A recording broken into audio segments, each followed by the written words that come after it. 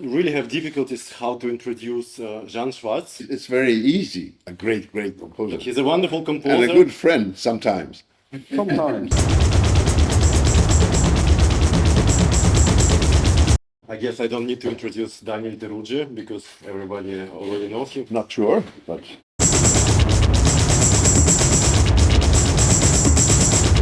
Experimental? Not experimental? No, not experimental. Not experimental music. He hates the word. We're professional composers.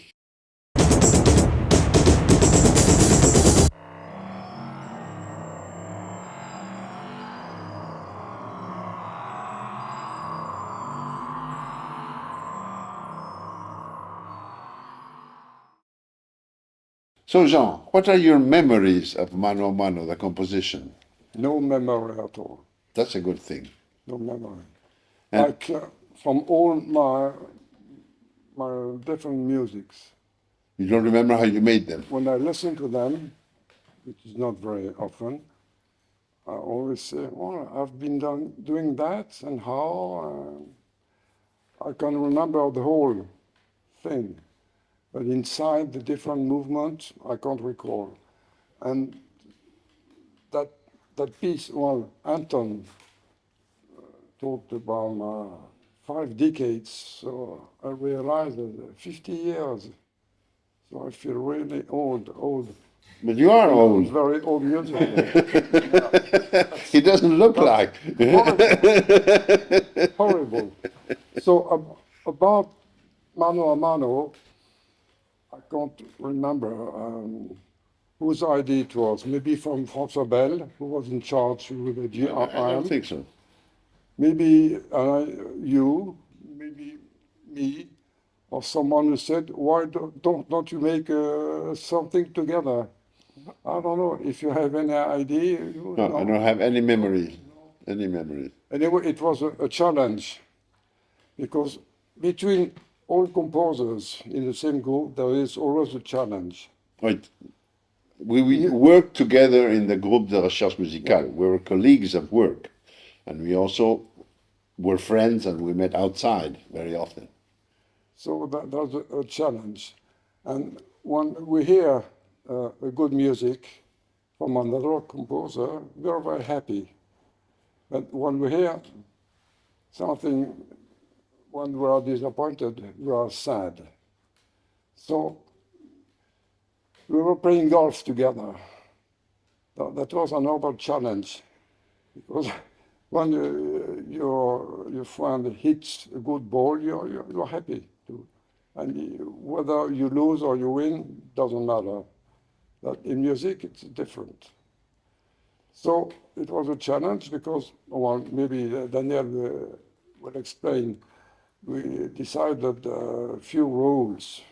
Yeah, before beginning, we decided, we talked how could we work, what could be the method of working. The easiest thing is I make a movement, he makes a movement. Then I give him sounds, he gives me sounds. Then I make a sequence and he totally transforms it. Then he makes a sequence and I totally transform it. Then we work together in the studio. That was nice. I remember that very well when we worked At home. Yeah, at home and at the GRM also, we were working in the studio, yes. We didn't work together. Absolutely. We did a whole sequence on Citer in the room 210. Not in the studio. Yeah, to make sound or no? No, we took a sound and we started processing it. You said, do this, and I would do something else. So that's good. We forgot totally how we worked. We forgot how we managed to do it. I must say something. And it's regarding the title, Mano a Mano. Mano a Mano, I propose the title, is an Argentinian expression, which doesn't mean the mano in the mano, that we are holding our hands. It means we're quit. One hand, our hand, we're quit. And it's a famous tango by Carlos Gardel, a great Argentinian figure that died in the 30s. And when he talks about a woman, and I gave you everything, and then you left, so we're quit. I don't owe you anything. So, and I thought the idea was nice. We don't owe ourselves anything. And what happened with Mano a Mano in China? China? Yes. We played that? Oh, yeah, yeah. Yes, Yeah, yes. Yeah, in Petra. He forgot. First electronic concert in China. In China. It was not Jar, it was us. It was us, yes. 1994. We always had, each one of us, the final cut. Because if he changed something of what I gave and I didn't like, I said, well, We had to agree. yeah. There was Well, no discussion, no thought about what we were going to keep. And I don't know, could you work at home or it was in the drum I studio? used to work in the GRM. Yeah. I wasn't director yet at the GRM. It was in the I was studio. just an employee, and at night I would go in the studios and work. So I was more lucky because He I has a- had my own studio.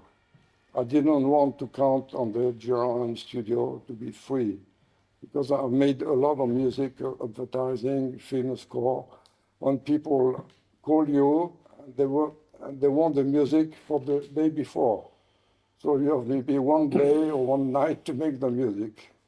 So I want to be, I couldn't ask GRM, can I come? And they said, no, it's so booked up and it's not possible. So I want my liberty and work even when I made the ballet, the first great ballet I made in the Opera Paris for Caroline Carlson. I had 15 days to compose the music. She wanted sounds. It would have been not possible if I didn't have my own studio to work. It was, well, it still is, but it used to be better. It was a wonderful studio. And coming back to your remark about technology, we went through different technological periods, but Jean, as myself, over the last years, we're not interested in technology at all. We have our tools, we work, we know how they work. I don't buy anything new. I don't think you buy anything new. No. We continue working with what we bought many years ago. For me, it's more than 10 years I don't buy anything. Yeah. Maybe for you, it's even more. Yeah. We discovered some days ago that over the last years, we threw away all our magnetic tapes. We digitized them and they disappeared. Hundreds and hundreds of tapes. Hundreds of tapes. Elements too. Elements. All my elements are in a hard drive account.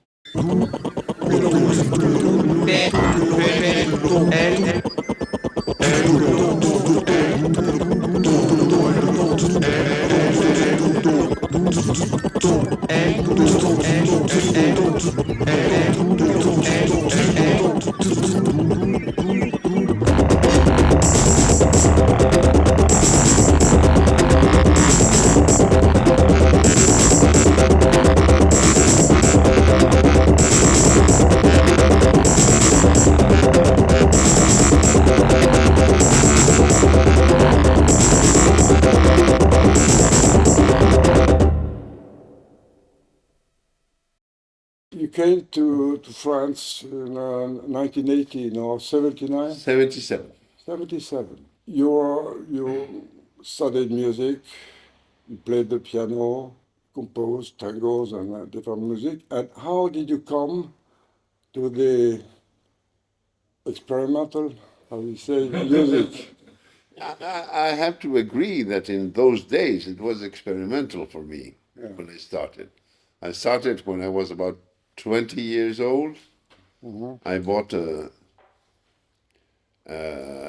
tape recorder, and I started. It had the possibility to make real recordings, so I started making experiments, different speeds and working with sounds. But did you know about the GRM? I didn't know anything about anything. I didn't know anything about anything. Nothing. And I didn't know anything about music of the 20th century. Nothing. I was totally ignorant. And I agree, I recognize and so at 20, I decided to study music. I started studying with a very good teacher, which became a good friend. And after some months, I told him this, listen, I don't know anything about music. So every day, once a week, I would go for the course of harmony and counterpoint. And then after the end of the course, we would sit down for 2 hours, and it was his time. He didn't make me pay. And he would make me listen all Stravinsky, all Bartok, all Webern, all Schoenberg. He had a huge collection of records and recordings, and so that's how I started. But electronic music? Yes, he had been There was in the States, in New York, the Columbia University. Yeah, but that was far away from me. There was a center in Buenos Aires. I come from Argentina. And this guy had been a student in GRM in the 60s. So he had a lot of music of the GRM. Oh. That's the first time I heard it. And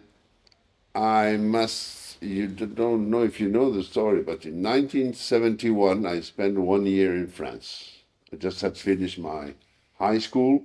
In France? In France. So I came and I lived how I could, working here and there.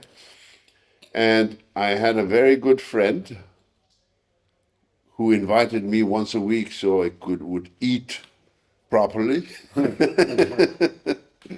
And this person lived in front of the old building where the GRM was. 1971. 1971. Yeah. So the building is still there.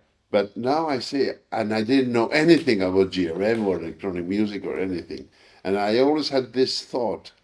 I was going back and forth in front of this very nice building, the Centre Bourdon, and how many musics were being done in those days? Maybe you were working already in 71 in the Centre Bourdon. Yeah, of course. And you couldn't hear anything from outside, so you couldn't imagine what was inside. But but did you know the music before? I mean, the first Schaeffer's and Pierre-Henry work? No, nothing. So you discovered them? With my teacher. Yeah. He made me listen to them. Yeah. He gave me the book of Schaeffer, the traité, so I could read. So, At the records? and he made me listen many things. He had many records, so that's how I started. So it seems very new to you, Totally. About crazy, you know. I don't know. I was quite confused at the beginning because it was something totally new. Then, well, here we are. On y va? Yeah. You say a few words about Mano, or? Yeah. First of all, I want to thank Anton for letting us play this work. And the second thing is that I personally haven't heard it for many years. I think the last time I performed this work was at the end of the 90s, so at least 20 years ago. So I'm totally happy to be able to rediscover a work we composed together 30 years ago, a bit more, and for which we have already discussed this, we have no memories. We have the memory of working together, but we don't remember what we did, how we did it. We have the memory of the whole thing. The process of the process. Not the movement, different movement inside. Which one has made the such movement or the other one? Who made what is not clear for us today.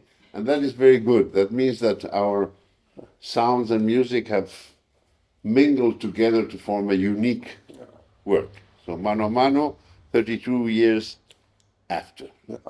And played once in GRM, and then in Peking, in China. In China. And we were playing the two together. Now we're going to play the two together. On this little thing, we put our big hands. As we did in Paris and as we did in China. In China, exactly. I think it's good to do that together. Yeah, absolutely.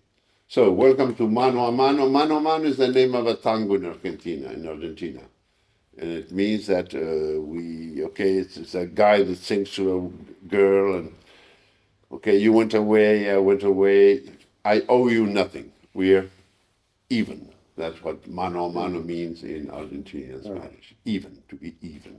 Something. But are we even together? I think so. Today, yes. Thank you. Congratulations. Yeah. Because we're even now.